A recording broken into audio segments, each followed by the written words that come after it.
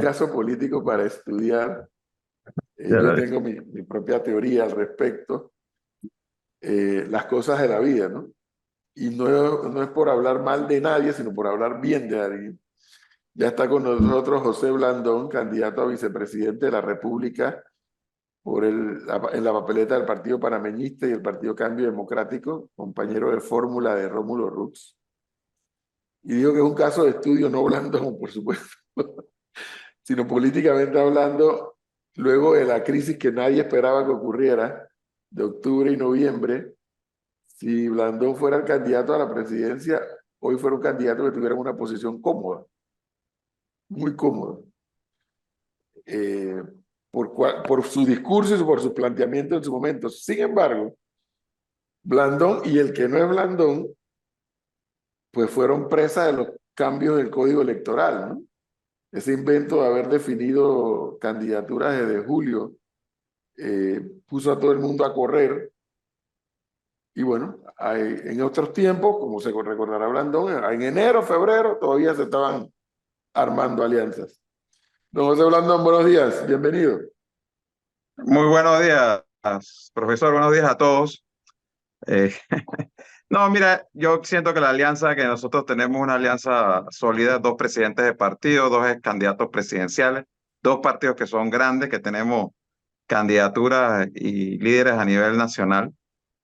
Definitivamente, yo siempre manifesté que septiembre, de acuerdo al código electoral vigente, era una fecha muy prematura Sí. para obligarnos a los partidos a hacer alianzas y que una futura reforma electoral debe volverse a diciembre o enero. Enero era en casi todas las elecciones, diciembre en la elección del 2019, que en ese momento la adelantaron un mes, pero septiembre es demasiado prematuro. En todo caso, sí te digo, yo sí creo que aunque hubiese sido en diciembre, enero, la alianza habría sido la misma. Quizá algunas cosas se habrían conversado más a fondo, pero en general nosotros nos sentimos bastante cómodos en alianza con el CD. Don Blandón, siguiendo la línea de la pregunta del profesor Cabrera, ¿existen o existieron voces dentro del panameñismo durante estos últimos semanas, luego de la crisis o la mina, que dijeron vamos a analizar la posibilidad de ver qué se puede hacer en torno a esta alianza? Eh, Cambios, propuestas y demás. Digo, voces a nivel de Junta Directiva y Directorio Nacional, no, todos estamos Se le cerró el micrófono. entrando una llamada. Que la decisión que se tomó en un momento determinado para cerrar la alianza era una decisión ya final. Aquí Que le volvió a hacer. Ah, bueno, le volvió a entrar la llamada. Dígale que no lo llamen, que estamos en entrevista. que aquí no había ningún espacio para poder cambiar cosas después de octubre. Ahora le voy a decir algo, doctor Blandón, siguiendo hablando de la campaña. Aquí el señor Rómulo Rux, cuando se le hizo la pregunta, él dijo que estaba a favor del contrato minero. Usted dijo que estaba en contra. Le hago la pregunta, ¿usted cree que esa declaración y la posición de Rómulo Rux frente al contrato minero le vaya a pasar factura a la alianza que ustedes tienen con miras al mes de mayo? ¿O usted cree que la gente va a pasar la página? Mira, no se trata de pasar la página o no. Yo creo que hay una realidad. En un momento dado, habían posiciones con respecto al contrato. No hay que, porque la gente ha querido poner esto como en blanco y negro, ¿no? Nosotros habíamos acordado como alianza que al llegar a gobierno aprobaríamos una ley de moratoria a la minería para toda nueva concesión, que fue lo que se aprobó en la asamblea en medio de las protestas. Pero también habíamos estado de acuerdo en estar en desacuerdo con respecto al contrato en específico. Ojo, que ni él ni yo estábamos hablando de cerrar la mina. La diferencia estaba en si el contrato como estaba bien o había que revisarlo. ¿Ok? Rómulo no ha cambiado su posición con respecto a lo que dijo inicialmente, simple y sencillamente que el pueblo panameño, que es el soberano, habló. La Corte Suprema de Justicia emitió un fallo y ya hay no hay lugar para opiniones. Aquí ya está claro que lo que procede es cerrar la mina, porque además tienes la ley de moratoria de la minería que no te permite plantear un nuevo contrato o un nuevo contratista o una nueva figura, llámese el propio Estado, para explotar la mina, porque la minería a cielo abierto está cerrada. Entonces, como opción, por la ley. Entonces, la posición de nosotros ahora mismo es exactamente la misma. Hay que cumplir con la ley y el fallo. Claro, pero a ver, doctor Blandón, si bien es cierto la posición de ustedes no ha cambiado, lo cierto del caso es que las protestas, más allá de que sean la gota o hayan sido la gota que derramó el vaso, el tema del contrato minero frente a la gestión de gobierno, la realidad era que la gente estaba en contra del contrato minero. Ese contrato que apoyaba al señor Rómulo Rux. Entonces, Perdón, no sí, te estoy escuchando. ¿me oye ahora o no me oye? No, tiene problemas con su audio, el señor Blandón. Ahora sí, Déjame verte. no lo llamen, que le escriban un WhatsApp. A ver, ¿ahora nos escucha o Ahora no? sí, Ahora, ahora perfecto. sí te estoy escuchando. Lo que yo le decía, doctor Blandón, es que si bien es cierto, ustedes no han cambiado de posición, lo que sí es cierto es que parte de la presión ciudadana de lado y lado, ya sea del lado de Suntrax y compañía o del lado de la parte de la sociedad civil, era en contra del contrato minero. Ese contrato minero que Rómulo Rux apoyó. Entonces, sí, Y que muchos otros apoyaron también. Lo que y pasa es es que aquí que, hay gente claro, es que aquí hay gente que ha cambiado de discurso. Aquí hay gente que estaban diciendo en un momento dado, perdón, que estoy aquí medio, había gente que estaba en un momento dado ¿qué le pasa diciendo, hoy? ¿Qué le pasa hoy, doctor Blandón? es Lo que veo. no encontraba el soporte del celular. Yo tengo una Muy bien. vaina ahí medio artesanal. Entonces, lo que te decía era que hay mucha gente que estaba diciendo que la mina no había que cerrarla. Lomara estaba diciendo que la mina no había que cerrarla. Martín es uno de los presidentes que más concesiones mineras y de hidroeléctricas dio en su periodo. Entonces ahora todo el mundo es antiminero. O sea, lo que nosotros estamos diciendo, hey, Rómulo no cambió su discurso. Y otra gente que sí cambió su discurso en el medio de la cosa de manera acomodaticia, según veían cómo iba la ola. No, acá simple y sencillamente se planteó siempre que nosotros veíamos con preocupación la implicación económica que podía tener el cierre de la mina y que esto había que verlo con mucho cuidado y que en todo caso cerrar la mina era un proceso que iba a tomar años. Siempre lo planteamos.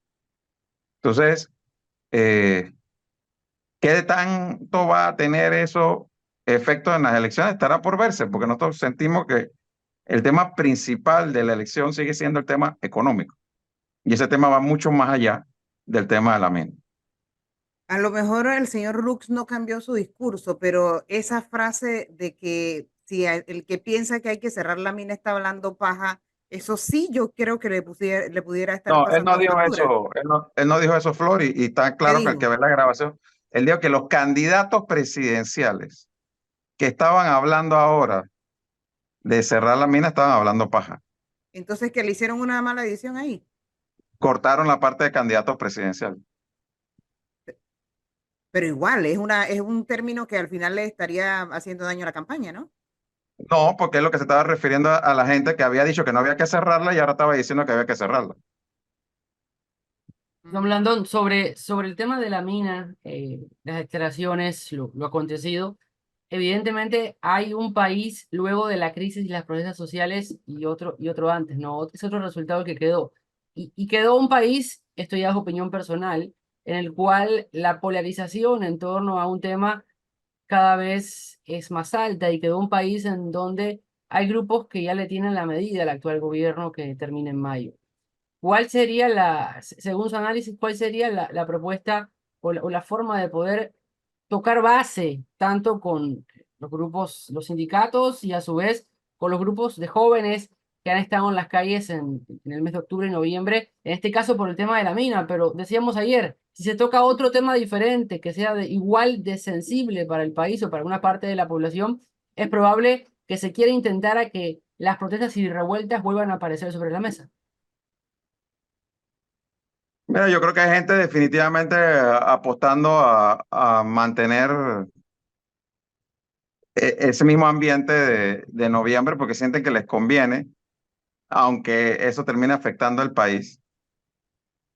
Pero nosotros no hemos dejado de estar en contacto con las bases de nuestros colectivos, con la gente en las comunidades. Nosotros no hemos parado de hacer recorridos por todo el país. En lo personal, yo estuve reunido en Donoso con buena parte de los dirigentes de los llamados Guerreros del Mar, dentro de los cuales hay varios panameñistas. Es que aquí han querido hacer ver como que es que la gente que estaba protestando eran todos antipartidos. Y hay un montón de gente que era de partido panameñista también protestando y del CD. ¿Me explico? Y de otros partidos políticos. Que eso no era una cuestión que eran los independientes protestando.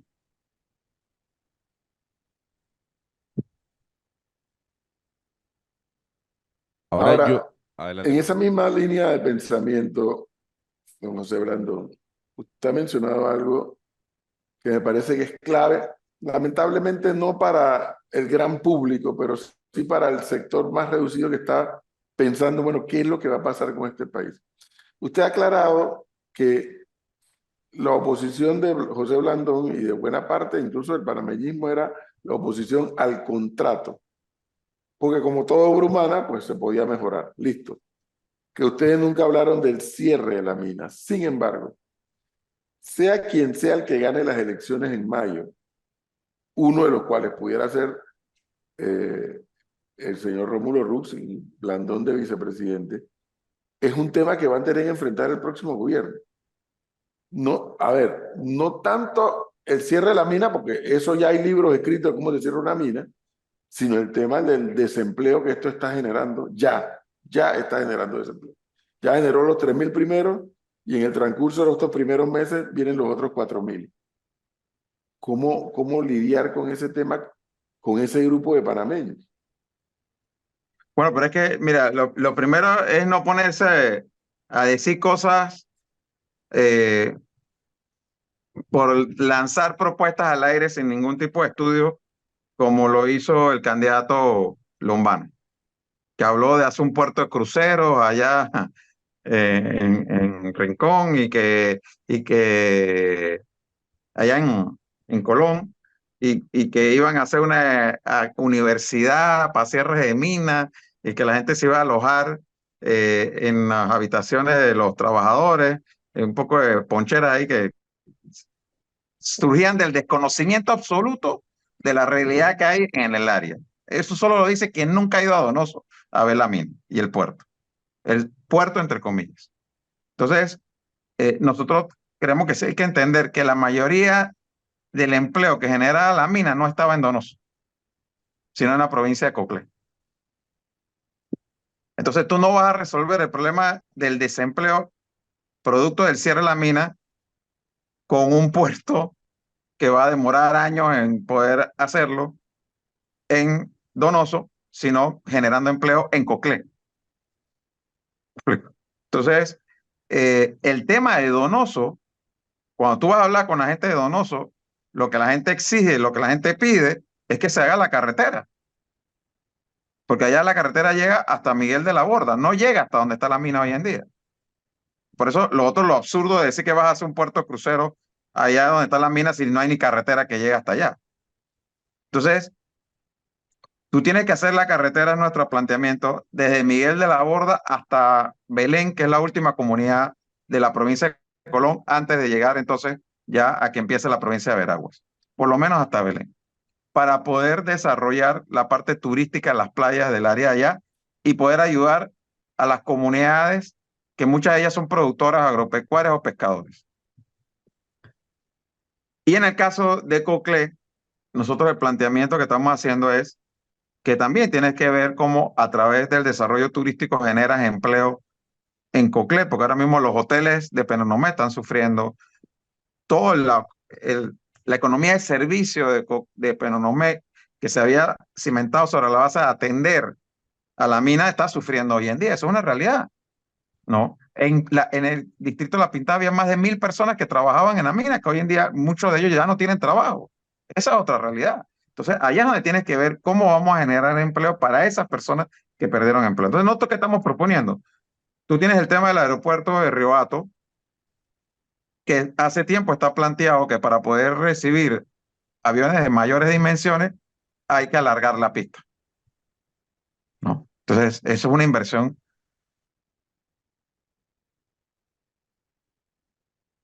Se le fue el internet. O entró otra ¿Qué debe llamada. hacer? Ah, ok. Sí, pero yo no sé, hoy medio mundo, nunca me llama tanta gente en la mañana. La gente sabe, usualmente la gente sabe que a mí no me llamen, que me escriban al WhatsApp y hoy me está llamando medio mundo. Entonces, este gobierno aprobó una ley para el puerto y la zona económica especial de Agua Dulce. Eso es un proyecto grande, tipo hacer algo Panamá Pacífico en Agua Dulce, con un puerto de contenedores, que generaría mucha actividad económica, no solamente en Agua Dulce, sino en toda la provincia de Coclé y en general en el área de las provincias centrales. Y nosotros creemos que es una inversión que vale la pena estudiar, más que ya existe una ley aprobada por este gobierno que crea la zona económica especial de Agua Dulce. Ahora, le voy a hacer una consulta, don José Isabel Blandón. Eh, yo creo que, yo soy partidario que los 100 primeros días de cada gobierno son sumamente importantes. Llámese el gobierno de Panamá o llámese el gobierno de cualquier país del planeta. Yo le hago una consulta. Ustedes llegan al poder y cuáles van a ser las primeras mega obras, si es que hay plática para hacerlas, que ustedes desean construir en el país. Uno, para generar empleo. Dos, para mover la economía. Mira, Rómulo dio ayer una entrevista donde hablaba, entre otras cosas, de que en el primer mes sería el proceso de convocatoria de la constituyente y también de que la prioridad nuestra iba a ser generar empleo. Yo creo que una de las cosas que hay que hacer, y lo hemos hablado, es reformar la ley de las APPs para hacer realmente viable la posibilidad de alianzas público-privadas para desarrollar proyectos de infraestructura en el país. Nosotros tenemos que reducir el costo de funcionamiento del Estado de manera significativa para liberar fondos para invertir en el país, pero también para ayudar a resolver el problema de la caja del Seguro Social. Porque entendámoslo bien, aquí hay solamente dos formas de hacerlo. O el Estado transfiere recursos al Fondo de Invalidez, Vejez y Muerte mientras se sanean las finanzas de la caja, o se hace una reforma paramétrica. Y nosotros no estamos por la reforma paramétrica. Nosotros estamos por la transferencia de recursos del gobierno central a la caja del Seguro Social. Pero eso va a requerir de enormes sacrificios por parte del gobierno, porque hoy no hay 1.000 millones ni 1.500 millones para transferirlo así, porque no está sobrando la plata. Hoy habría que recortar en varios renglones, pero nosotros lo que planteamos es que no sea recortar inversión, sea recortar funcionamiento. Y que muchas de las inversiones que hoy en día se pagan 100% con recursos públicos, busquemos a través de alianzas público-privadas que se puedan desarrollar con parte inversión pública, parte inversión privada, o incluso mejor, 100% inversión privada. Todo eso es parte de lo que nosotros estamos estudiando ahora para poder hacer un planteamiento lo más concreto, pero también hay otras medidas de índole social que nosotros consideramos que se pueden tomar de inmediato. Y te doy ejemplos rápidamente. De acuerdo al Ministerio de Educación, hoy hay 2.200 escuelas en Panamá que no tienen internet. Y nosotros hemos hecho el estudio y estamos adelantando el tema de que, por ejemplo, si tú utilizaras el método, una contratación con Starlink, ponerle internet a esas 2.200 escuelas tendría un costo unitario por escuela de $500 que cuesta la antena de Starlink y $100 mensuales que cuesta la Suscripción. la mensualidad de ellos. O sea, serían $1.700 por escuela, 2.200 escuelas, serían poco más de $3 millones. Eso no es nada. ¿Me explico? Eso no es ni una quincena en asamblea. ¿Entiendes? Entonces, que eso no se haya hecho ya, porque por temas regulatorios de protección a quienes tienen compañías de celular e internet en nuestro país, que lo que cobrarían aquí normalmente, si tú fueras a hacer lo mismo con Cable & Wireless, te cobran $1.000 y pico al mes. Al mes, cuando acá saldría por año. Entonces, esos son temas que hay que resolver. Porque Ahora, aquí el Estado no puede estar operando en contra de sí mismo. Pero ahora yo le hago Por una más que pregunta. Vanguardia sea una empresa parcialmente estatal.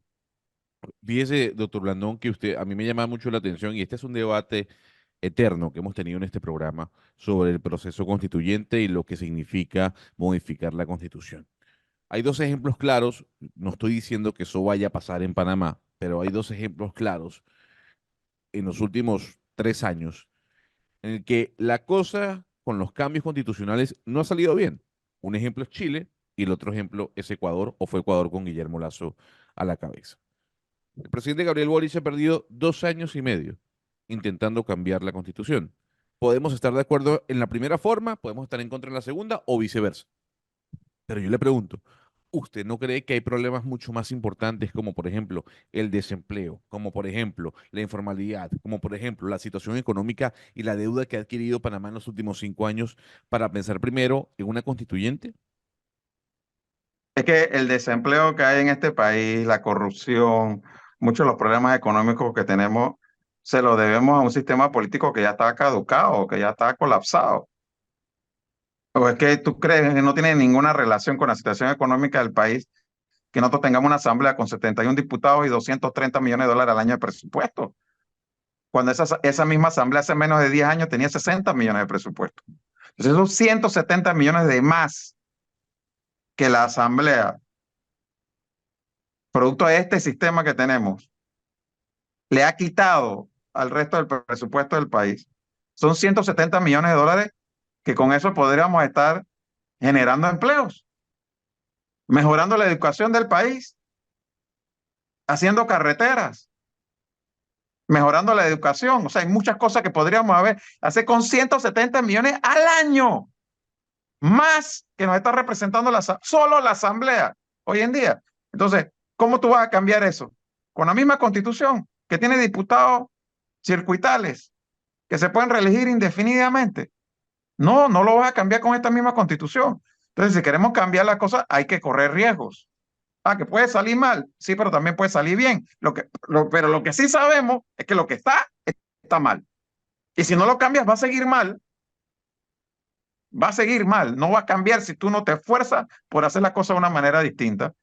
Y la única manera de hacer una forma distinta es cambiando la Constitución para que los diputados, si se quiere, se reelegan una sola vez, no indefinidamente, que se reduzca la cantidad de diputados, que se cambie la forma en que se escogen los diputados, que se revise el tema del órgano judicial, que se revise el tema de la descentralización. Aquí hay mucha gente pidiendo segunda vuelta, más en un proceso electoral que la matemática da para que esta elección la gane alguien con 27% de los votos, o menos. Entonces la discusión de la segunda vuelta va a estar aún más caliente después de esta elección, como van las cosas. Entonces, tú no puedes meter la segunda vuelta por ley, solo la puedes introducir en nuestro sistema por la vía constitucional. Hay que cambiar la constitución. No hay otra manera, Gonzalo.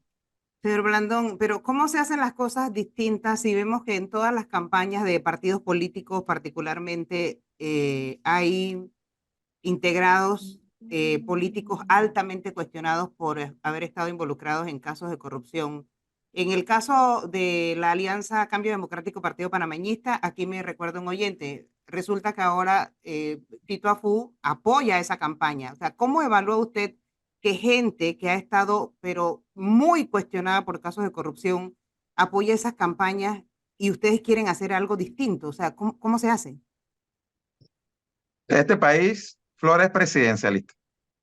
Aquí manda el presidente de la República. Aquí lo que pasa es que tenemos ahora mismo a alguien que no manda en la presidencia de la República. Y ese vacío que ha generado la falta de liderazgo de Nito Cortizo lo ha llenado la Asamblea. Pero aquí no manda la Asamblea. Aquí manda el presidente. Y el presidente es el que marca la tónica de su gobierno. Entonces, nosotros hemos dicho muy claramente, tanto Rómulo como yo, reitero, que en el primer mes vamos a hacer lo necesario para el cambio constitucional. Y que vamos a alinear a la gente. Aquí se va a trabajar en función de cuál es la meta nuestra de cambiar el país. Porque así que, si aquí nos vamos a poner a hacer señalamientos, que tú tienes a este, que tú tienes al otro, yo conozco en todas las campañas gente que está señalada. No, por eso le dije que en todas las campañas. Tanto el sector público como el sector privado. Porque Sí. cuando tú estás hablando, porque aquí Por hay eso gente le del dije sector que en privado todas las que campañas. vienen y te dicen, no, es que los que están en política, yo tengo bastante años de política, Y sé bastante bien varias gente del sector privado que se tiran aquí de los más puritanos y son los primeros que van a todos los gobiernos a estar pidiendo favores para Pero, tratar de ver cómo hacen plata. ¿Me explico? Entonces, sí, que señor no, que no es. Blandón, pero, Sí. exacto. Pero a ver, sí, casualmente le dije en la pregunta eso, que en todas las campañas hay. Y aquí me acordé Sí, del pero señor figuras Apu porque políticas dijiste. hay Flor, alguien pero que es lo que mencionó. mencionaste figuras políticas. Lo que pasa es que aquí hay mucha gente. Hombre, cada vez que alguien va y le da una plata a un funcionario público, Sí, ¿quién es? Es alguien del sí. sector privado. Entonces, aquí A hay ver, gente acostumbrada en el sector privado a promover la corrupción porque le conviene, a estar pagando aquí, a estar ofreciendo plata allá, que no le han pedido, va y la ofrece, y luego están dando cátedra por allá de honestidad. déjeme cambiarle la pregunta. ¿Usted no cree que esta clase de políticos le hacen daño a una campaña? En el caso de la de ustedes, a la de ustedes, pues. Cuando tú tienes más de 1000 candidatos a nivel nacional, que van muchos de ellos a procesos de primarias internas, que tú no decides quiénes son los candidatos, puede salir gente buena, como puede salir gente regular, como puede salir gente no tan buena. Pero al final, la impronta de un gobierno la marca el presidente de la República. Y voy a tocar sobre este tema lo siguiente, Flor. Los grandes reformadores de la política mundial siempre han venido de dentro del sistema, no de afuera del sistema. Aquí, candidatos de la libre dicen, oh, que yo voy a hacer como Bukele, porque Bukele es independiente. ¿Bukele independiente de qué, hombre? Si yo conocí a Bukele siendo miembro del FMLN, del Partido de Gobierno de El Salvador. Bukele fue 2 veces alcalde en El Salvador como candidato del partido FMLN, el de la guerrilla. Él no llegó como un independiente salido de afuera de la política. Él llegó desde adentro de la política. ¿Quién cambió la Unión Soviética? ¿Alguien de afuera del Politburó? No, alguien de adentro del Politburó. Mikhail Gorbachev fue el que hizo la perestroika. Entonces venía a decir, es que tú no lo puedes cambiar porque tú eres parte del sistema. No es que hay que conocer el sistema para poder cambiarlo.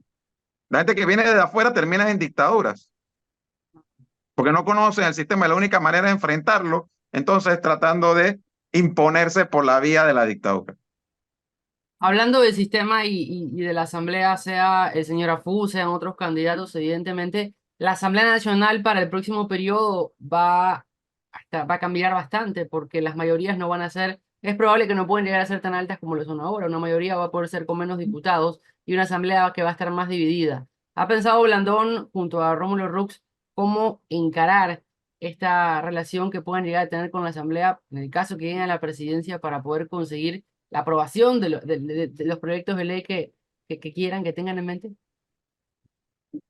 Sí, mira, nosotros, digo, en el caso de los panameñistas, cada vez que llega un presidente panameñista nunca ha tenido mayoría en la asamblea, así que nosotros tenemos bastante experiencia en ese tema, buena y mala, ¿no? Pero en mi caso también, yo fui alcalde con 23 representantes en el Consejo Municipal, que esa era mi asamblea, y de los 23, 5 eran panameñistas y 18 eran de oposición.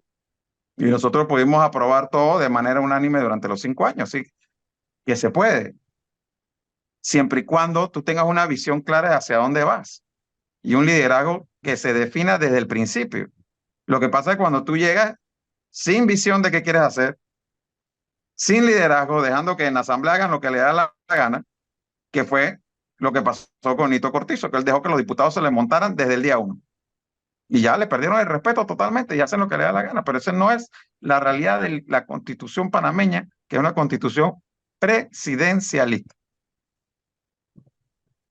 A ver, déjeme entrar en un tema, como acaba de decir el propio José Blandón, de lo que él conoce y conoce muy bien. Además, es un político que conoce, maneja varios temas, porque estudia, porque se prepara, porque investiga.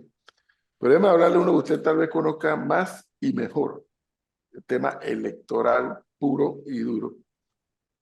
No es lo mismo el análisis o la proyección de las elecciones de Panamá en mayo de 2024 con Ricardo Martinelli presente que con Ricardo Martinelli ausente. El análisis no es el mismo porque todas las encuestas, las inventadas y las serias, las dos, indican que Martinelli sigue teniendo un mayor porcentaje de probabilidades de voto frente al resto de los candidatos.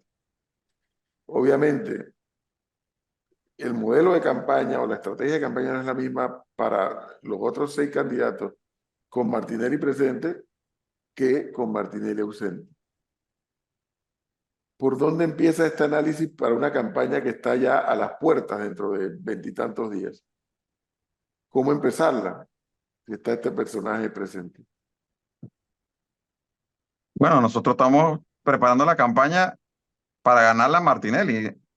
Si Martinelli sale inhabilitado, pues se verá el escenario en ese momento, pero nosotros no podemos estar definiendo una estrategia en función de presumir que no va a ser candidato.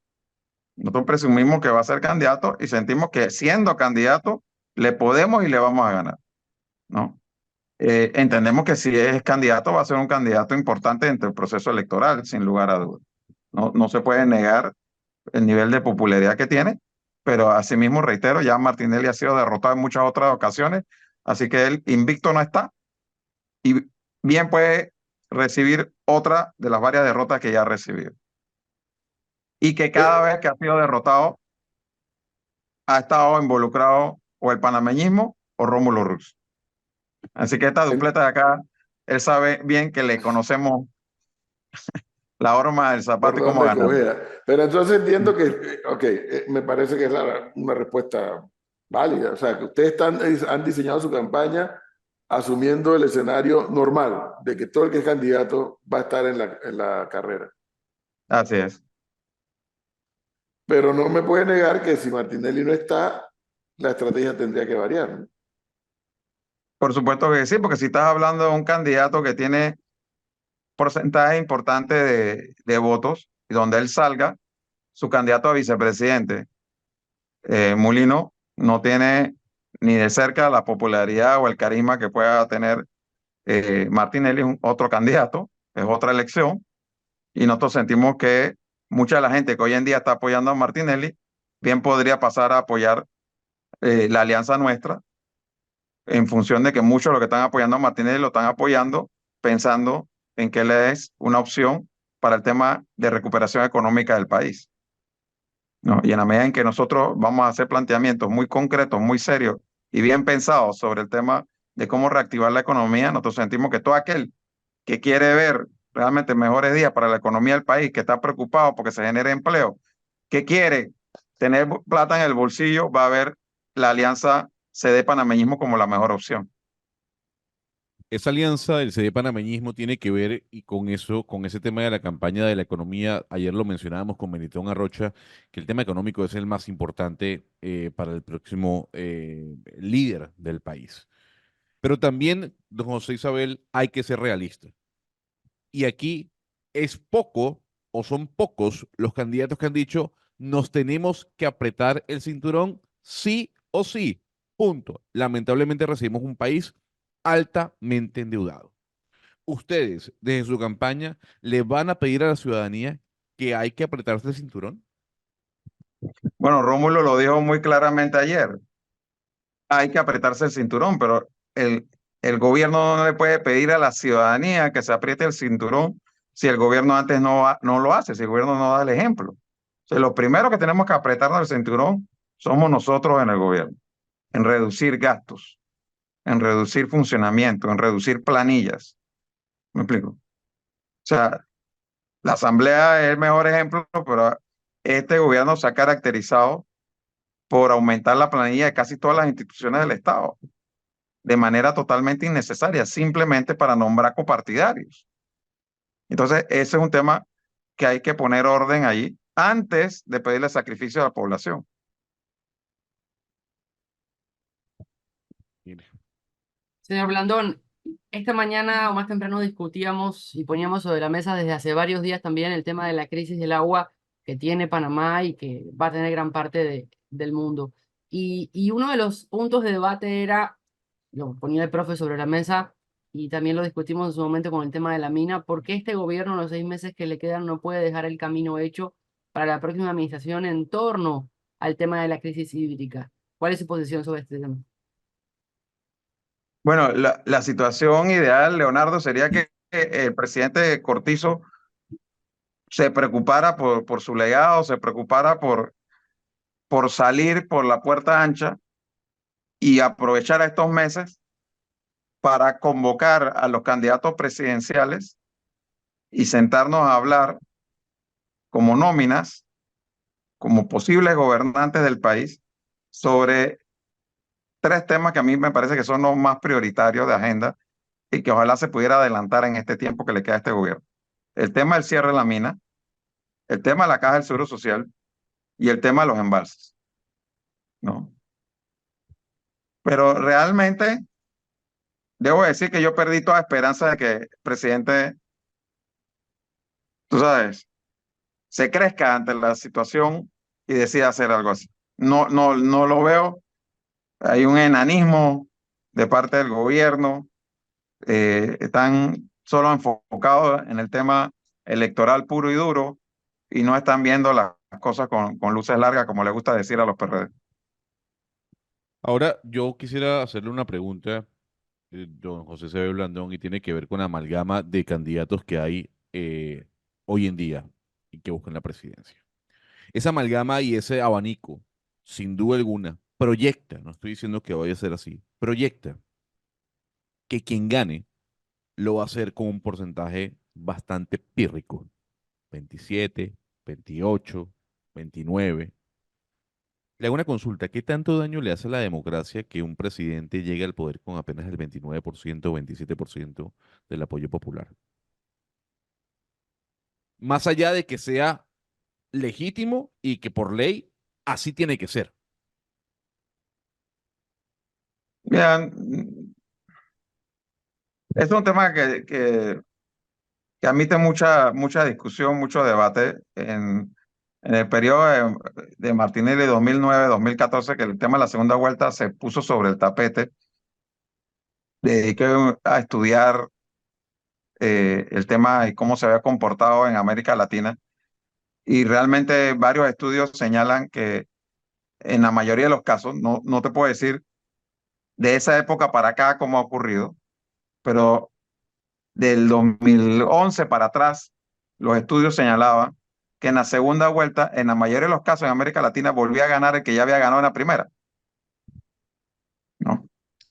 Y que en los casos en que ganaba el que había perdido o llegaba de segundo en la primera, llegaba al gobierno en una situación de ingobernabilidad, porque en la primera vuelta ya se había elegido la asamblea y usualmente el que había ganado primero tenía mayoría en esa asamblea. Y entonces el que ganaba en la segunda, habiendo perdido en la primera, llegaba en minoría en la asamblea. Ese fue el caso de Fujimori, por ejemplo. Eh, y bueno, ya todos sabemos cómo acabó el caso de Fujimori después. Entonces, que de los estudios que yo leí en aquel entonces, la conclusión o recomendación era que la segunda vuelta no era necesaria. ¿Okay? Lo entiendo porque dicen debe tener 50% y demás, pero aquí, si vamos a eso, solo Martinelli en el 2009 por la alianza con el panameñismo sacó más del 50%. Y bueno, y Endara en el 89%. Pero de ahí para adelante, todos los otros presidentes que hemos tenido sacaron menos del 50%. Y eso no significó necesariamente ingobernabilidad en el país o falta de democracia. Hay algo en base a la pregunta que le hago que para mí sí es importante, el tema del porcentaje, más allá de una posibilidad, de una facilidad de gobernabilidad o no, aunque la gente no termine de entender que los porcentajes son definitorios, sobre todo para cómo arranca un gobierno. Y tiene que ver con convencer al que no está convencido, doctor Blandón. Y hay una realidad, y yo creo que usted lo vivió, y lo vivieron quienes fueron parte de las protestas del año pasado. Y es que iba ligado mi pregunta a la que antecedió y a la de Flor. Es el hastío de la gente por la clase política panameña. Mm, yo quiero saber cómo usted va a convencer, no al convencido, sino al joven, que al final va a ser el que va a definir el resultado de la elección para el mes de mayo. Porque sabemos que la edad media de los votantes hoy en día que van a definir esa elección está entre 30 y 40. Entonces, la consulta es, ¿cómo José Blandón, que ha sido parte de todo este recorrido político, sin demeritar lo que ha hecho él como alcalde, como diputado, como dirigente, va a convencer a ese pueblo, a esa ciudadanía que está cansada de lo mismo? Bueno, Gonzalo, lo primero es que en el sistema electoral panameño, como lo hemos dicho, aquí se puede ganar con el 30%. Yo no tengo que convencer al otro 70% que voten por mí. Yo tengo que convencer la mayoría necesaria para ganar la elección. Eso que nos toca convencer a Rómulo y a mí. ¿Me explico? Aquí un error es querer pretender agradar al 70%, 80% de la población, entonces cambiar tu discurso de acuerdo a por dónde crees que va la mayoría de las opiniones. Aquí para nosotros tiene un mérito mantener una posición, aunque en un momento dado no sea la más popular. Y al fin y al cabo, te reitero, con las reglas del juego que hay ahora mismo, tú puedes ganar con el 30%. Y nosotros, los dos partidos que somos parte de esta alianza, representamos en inscritos el 20% de la votación el 5 de mayo. Entonces nosotros tenemos que fidelizar primero nuestro 20% y conseguir 10% más. Y tengo que decirte, no generalice con ese tema a los jóvenes, porque el panameñismo, por ejemplo, tiene 50.000 jóvenes menores de 29 años inscritos. ¿Me explico? Entonces, no es que los jóvenes van a votar por los independientes o los jóvenes. Oye, No, si no, tú no, eres no, independiente, no. no, es Yo no que estoy diciendo eso. sí, pero es lo que se entiende. Entonces, al final, el que es independiente precisamente porque no está ligado ni amarrado a una candidatura en especial. Los independientes votan por quien quieran votar, de partido o no partido. Los independientes no votan independientes, los independientes votan con quien quieran votar. Por eso que son independientes. Bueno, entonces yo le agrego una pregunta más. Y puede ser autocrítico, si así lo quiere hacer.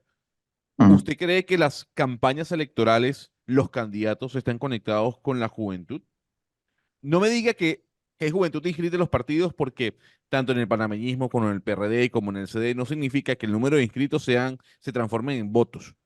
Pero lo que sí quiero saber es si ustedes creen que hay una conexión real con ese joven votante que va a definir las elecciones.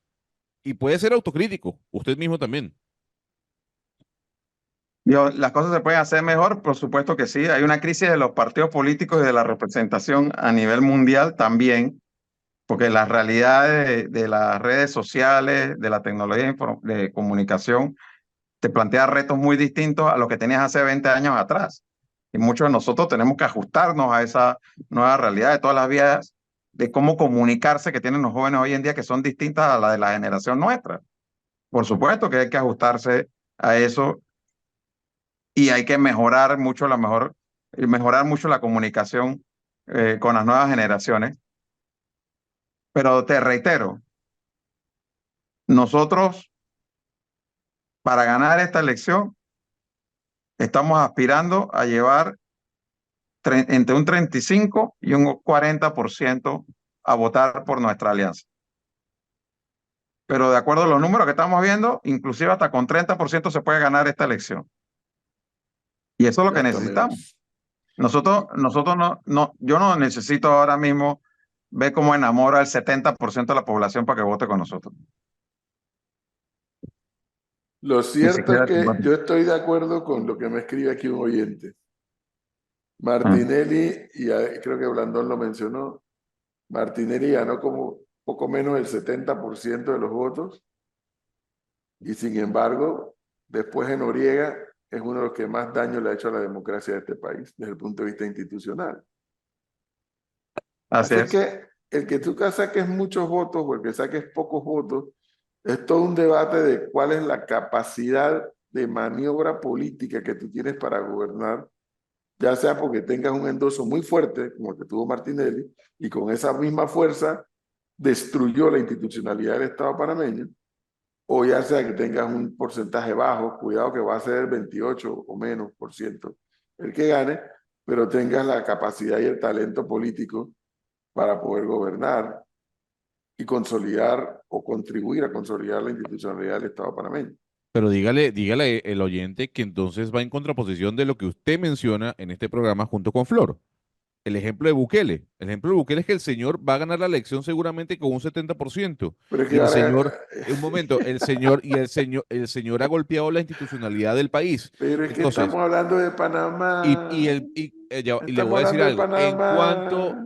eso es una realidad, el señor Ricardo Martinelli dejó el poder, dejó su quinquenio con más del 60% de aprobación, eso hay que decirlo. Y es la gestión de gobierno que más escándalos de robo ha tenido en la historia de este Eh, país. entonces, Más que los 21 años de eso, dictadura. ya, yo no vengo a defender a Martinelli, pero la Robó pero realidad es, hizo. No, no, lo más grave que lo defienda es que justifique robó pero hizo. yo no estoy justificando el robo, pero hizo. Lo que pasa es que, Claro. lo que pasa es que me parece extraño que para usted, si hay un problema con Ricardo Martinelli, pero no hay un problema con Bukele. Entonces Porque usted es que yo dice, estoy en no, es que Sí, Panamá, así yo no no son estoy en El claro, diferentes. pero no, Salvador. no, pero es que usted dice, es que ese es el pueblo y el pueblo decide. Es La voluntad del así, pueblo es así. Ah, es bueno, perfecto. así. Y los Entonces, salvadoreños quieren que ese sea su destino, ese no es problema mío. bueno, la mayoría, a ver, las encuestas dicen que el señor Ricardo Martinelli, la Bueno, mayoría del pueblo es panameño un lo tema, quiere porque de presidente. entonces tú estás de acuerdo con que el panameño justifica robó pero hizo. No, no estoy de acuerdo, no estoy de Entonces, acuerdo. ¿en qué Vuelvo a quedamos? decir, yo no creo en ceder un derecho por otro. Lo que quiero decir es que lo que dice el señor en cuanto al porcentaje, a mí los porcentajes de victoria de un presidente sí me parecen importantes. A No mí es lo mismo no. usted arrancar una gestión con el 60% de aprobación que con el 20, con el 25%. Gonzalo, te he dicho varias veces que el señor Rafael Caldera, en la primera y en la segunda vez que fue presidente de Venezuela, la primera vez gobernó con el legislativo en contra y la segunda vez logró ganar con los partidos chiriperos. Pero Es Rafael decir, no, la no, señor. democracia, la democracia estira para todos los lados. Bueno, La democracia estira para todos lados. Lo que no puede ser es que haya candidatos o presidentes o diputados o alcaldes o representantes que conspiren contra la democracia. Ahora, si en el caso de los salvadoreños ellos deciden voluntariamente tener un dictadorzuelo de presidente, ¿qué pena me da por ello? Pero esa es su decisión. Yo estoy hablando de lo que yo veo venir acá. Es que no hay nada que garantice que la democracia se consolide aún más porque tenga más votos o menos votos, que es a lo que yo estoy llamando la atención. Porque reitero, después de Noriega, desde el punto de vista de institucionalidad democrática, Martinelli que más daño le hizo a esta endeble democracia, que todavía los mismos panameños reconocen que es débil. Sí, Entonces, yo cuidado. ahí reitero que más importante para fortalecer la democracia en el país es fortalecer la institucionalidad que poner una segunda vuelta. Y ojo, si al final se pone la segunda vuelta, pues no todo es la decisión que se tomará y vamos a la segunda vuelta, pues como partidos políticos, pero querer decir que la segunda vuelta es lo que va a fortalecer la democracia en el país y darle más fuerza a los gobiernos no es cierto. claro, pero doctor Blandón, entonces eso es como decir, yo sé que puedo pasar el examen con 2.5, pudiese sacar 5, pero con 2.5 paso y voy bien.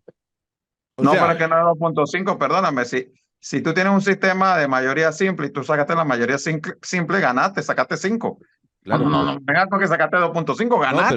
Me expli- pero la consulta es, no pero, tendría que ser, usted, no creería usted que aquí la visión de la campaña, la visión, más allá de que los números arrojen esa meta, es tratar de convencer a la mayor cantidad de gente posible que los apoye a ustedes? sí, pero es que hay otra solución a ese problema que tú estás planteando que aquí no quieren abordar. ¿Cómo resuelven ese problema en Estados Unidos? Porque tienen un sistema bipartidista. ¿Me explico? Pero aquí hay gente que ha estado promoviendo la multiplicidad de partidos y por lo tanto la multiplicidad de candidatos como si eso fuera algo intrínsecamente bueno y después se quejan del resultado de eso. O sea, si tú haces multiplicidad de partidos y multiplicidad de candidatos, lo que trae como consecuencia eso es que el que saque votos va a sacar pocos votos. Hay segunda vuelta en Costa Rica, ¿verdad? ¿Tú sabes cuántos candidatos hubo en Costa Rica en la elección pasada? 7 candidatos, si no me equivoco, ¿no? 27 por la segunda vuelta. ¿Y tú sabes cuánto sacó en la primera vuelta el que ganó? El que hoy es presidente de la República. 17% de los votos sacó él en la primera vuelta. Y el que perdió sacó 40 y pico, pero no llegó al 50. De todos los otros, el 50 y pico restante se unió con el que sacó 17 para derrotar al que sacó 40 y pico. Y ahora, desde el día uno, están todos cansados, para usar la palabra panameña, con el presidente. Entonces, ¿eso te parece más democrático que hubiese ganado el que ganó con 40% en la primera vuelta? No, en lo absoluto que no. Yo lo que estoy diciendo es que usted dice, nosotros estamos enfocados en buscar el 30%. Yo digo, bueno, ¿y por qué no están No, enfocados a no, buscar la no. mayor No cantidad estamos de... enfocados, ojo, ojo, en sacar del 35 al 40%, que es lo razonable en un escenario donde tienes varios candidatos a presidente. Aquí nadie va a sacar el 50%. Con la cantidad de candidatos que hay, nadie va a sacar 50%. Entonces, pero que lo que nosotros estamos viendo es que como está la elección se puede ganar con 30%. Entonces, lo que yo te quiero decir es, un error de muchos candidatos y de muchos gobernantes es que es no tomar decisiones porque quiere estar contentar a la gran mayoría.